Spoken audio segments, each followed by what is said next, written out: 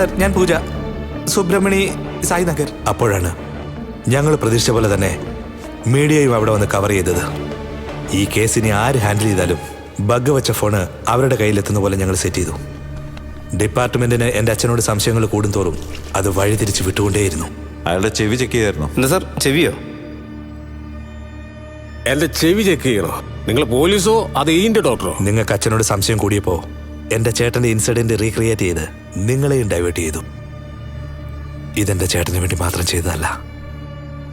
ആ പെൺകുട്ടിക്ക് ആരാണ് നീതി വാങ്ങിച്ചു കൊടുക്കേണ്ടത്? വേദനിക്കുന്നു എന്ന് പറഞ്ഞ് നിലവിളിച്ച് കരഞ്ഞിട്ടുണ്ടാവില്ലേ അവള്? ആരെങ്കിലും എന്നെ ഇപ്പൊ വന്ന് രക്ഷിക്കുമെന്നോർത്ത് അവൾ ആഗ്രഹിച്ചിട്ടുണ്ടാവില്ലേ? ആ വേദനയാണ് ഞാൻ തിരിച്ചറിഞ്ഞത്. അപ്പ ഞാൻ തീരുമാനമെടുത്തു, ഇതുമായി ബന്ധമുള്ള ആരായിരുന്നാലും അവനെ നിയമത്തിന്റെ മുമ്പിൽ കൊണ്ടുവരുമെന്ന്. ആരെ രക്ഷിച്ചാണോ DGP പോസ്റ്റ് കൈക്കലാക്കിയത് അവരുടെ മകളെ തന്നെ പൊക്കി വേദനയുടെ ബലം എന്താണെന്ന് അവരും അറിയണമെന്ന് വിചാരിച്ചു. ഞാൻ എന്റെ കണക്കുകൂട്ടൽ പോലെ എല്ലാം സംഭവിക്കുകയും ചെയ്തു. DGPയെ ഞാൻ വിറപ്പിച്ചു. അപ്പോഴാണ് നിങ്ങൾ ഇതിന്റെ ഇടയിലേക്ക് കടന്നു വന്നത്.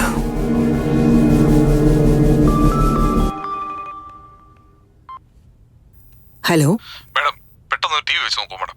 നിങ്ങളെ കുറിച്ച് ന്യൂസ് പൊക്കിണ്ടിരിക്കുന്നു മാഡം.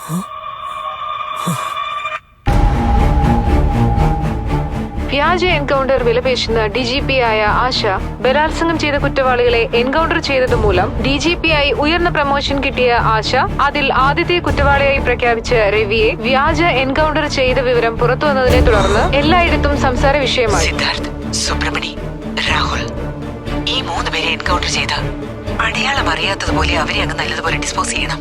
മറ്റു കാര്യങ്ങളൊക്കെ ഞാൻ നോക്കിക്കോളാം. ഇത് കേട്ടറിഞ്ഞതും അവരെ അറസ്റ്റ് ചെയ്ത് ജോലിയിൽ നിന്ന് പിരിച്ചുവിടാൻ ബഹുമാനപ്പെട്ട ചീഫ് മിനിസ്റ്റർ ഉത്തരവിറക്കി. പറയൂ മാം. വിക്രം, നമ്മൾ സംസാരിച്ച കാര്യങ്ങളൊക്കെ നിങ്ങൾ മീഡിയക്ക് ലിങ്ക് ചെയ്ത് വളരെ തെറ്റായിപ്പോയി. You cannot walk away from this after doing this to me. ഞാൻ പറഞ്ഞതല്ലേ madam, I have my own law and order. ഇതിന്റെ പിന്നിലെ മാസ്റ്റർ മൈൻഡിന്റെ ലൊക്കേഷൻ നിങ്ങൾക്ക് ഞാൻ അയച്ചിട്ടുണ്ട്. വേറെ ആരെങ്കിലും അയാളെ പിടിക്കുന്നതിന് മുമ്പ് നിങ്ങൾ അവനെ കണ്ടുപിടിക്കണം.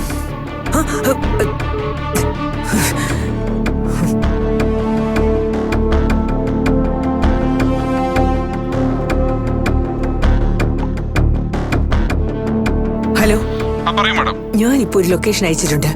അങ്ങോട്ട് പെട്ടെന്ന് തന്നെ പോയി അവിടെ ആരൊക്കെ ഉണ്ടെന്ന് എനിക്ക് ഇപ്പൊ തന്നെ അറിയണം. Okay madam. It's very urgent. Okay. നിങ്ങൾ എന്ത് ചെയ്യണമെന്ന് ആഗ്രഹിച്ചോ അത് ഞാൻ ചെയ്തിട്ടുണ്ട്.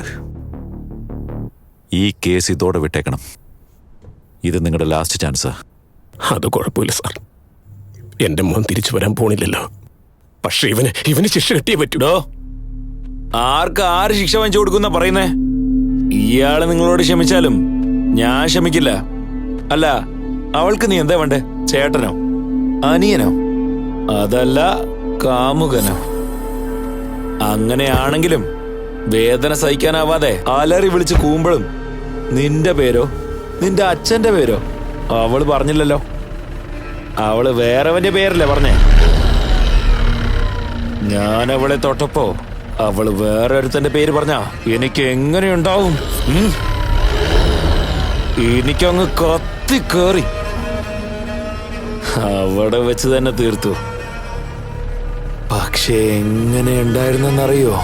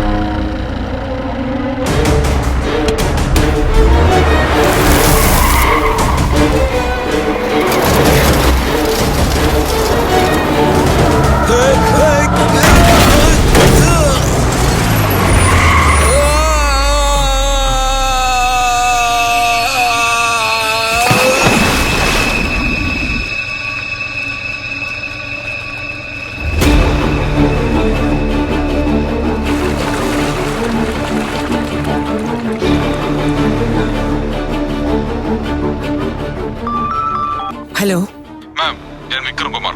മാം, I am unable to reach your P. I am just boarding to flight. ഞാൻ എത്രയും പെട്ടെന്ന് അവിടെ എത്തും. വാട്ട്? Yes ma'am. നിങ്ങളുടെ ഓഫീസിൽ നിന്ന് വിളിച്ചിട്ട് 2 ദിവസത്തിന് ശേഷം റിപ്പോർട്ട് കൊടുക്കാൻ പറഞ്ഞിട്ടുണ്ട്. So that's why I am starting today. Hello ma'am, ലൈനിലുണ്ടോ?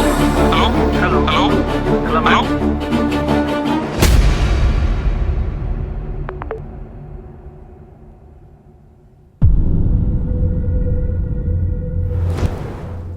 ഫ്ലൈറ്റിന് ഇനി 4 മണിക്കൂറുണ്ട്. എന്തിനാ അർജന്റായിട്ട് വരാൻ പറഞ്ഞേ? നീ എന്തിനാണോ ഇത്രയും വർഷം വെയിറ്റ് ചെയ്തത് അത് നിന്നോട് പറയാൻ വേണ്ടിയാ.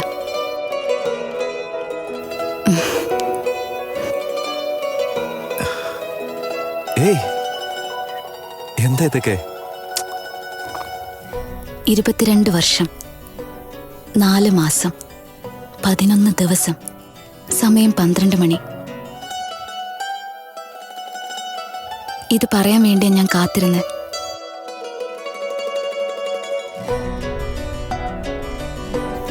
I'm in love with you. Let's get married soon.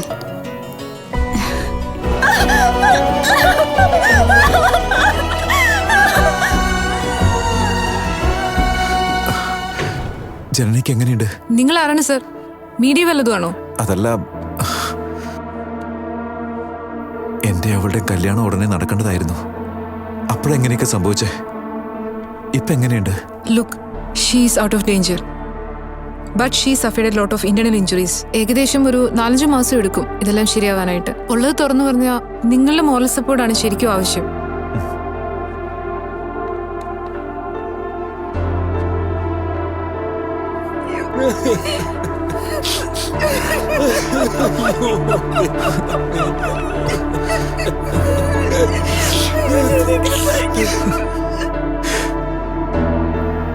അവൾക്കൊരു കുഴപ്പമില്ലെന്ന് നിങ്ങൾ തന്നെയല്ലേ പറഞ്ഞത്? പിന്നെന്താ സംഭവിച്ചത്? പറയൂ. ഞാനെന്നാ നിങ്ങളോട് സംസാരിച്ചു പോയതിനു ശേഷം ചീഫ് ഡോക്ടറും കമ്മീഷണറും മീറ്റ് ചെയ്തിരുന്നു. ഒരുപാട് സമയം അവർ സംസാരിച്ചു. അതിനുശേഷം ഞങ്ങളെല്ലാവരെയും വേറെ വാർഡിലേക്ക് ഷിഫ്റ്റ് ചെയ്തു. എനിക്ക് ഇത്രയൊക്കെ അറിയുള്ളൂ. ഇനി എന്നോടൊന്നും ചോദിക്കരുത്. പറയാച്ചാ. അരുൺ, IPS കഴിഞ്ഞില്ലേ? ഇനി നീ എന്നാ ജോലിയിൽ ജോയിൻ ചെയ്യാൻ പോകുന്നത്? നീ IPS ആവണമെന്നല്ലായിരുന്നോ ജനനിയുടെ ആഗ്രഹം? ഇങ്ങനെ തന്നെ കാണാൻ കഴിയുന്ന അത് വിടച്ച. സത്യത്തിൽ ജനനിക്ക് എന്താ സംഭവിച്ചെന്ന് എനിക്കറിയണം. അതുപോലും കണ്ടുപിടിക്കാൻ പറ്റിയില്ലെങ്കിൽ ഞാൻ IPS ആയിട്ട് എന്ത് ചെയ്യാനാ? നീ ഇങ്ങനെ നടക്കുന്ന കണ്ടിട്ട് തന്നെ ഞങ്ങൾക്ക് വളരെ വിഷമം തോന്നുന്നുണ്ട് മോനെ. അത് വിട്ടേക്കച്ച.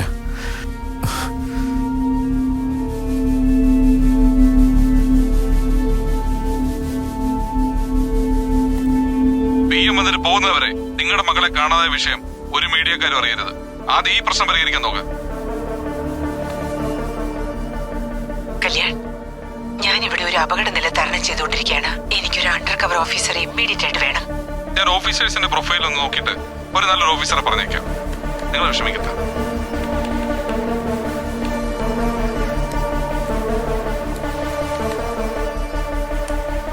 സാർ, ഞാൻ DGPയുടെ ഓഫീസിൽ നിന്നാണ് വിളിക്കുന്നത്.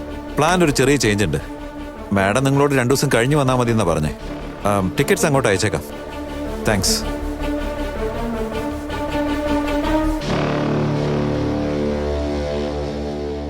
Hello,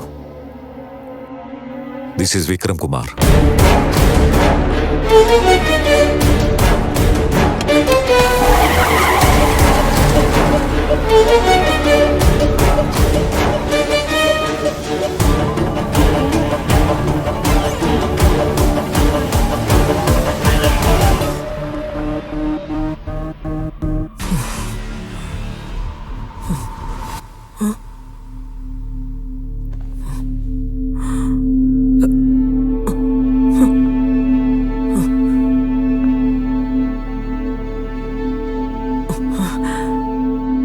Can I explain? മോൾ എന്നെ ഒന്ന് നോക്ക്. Let me explain.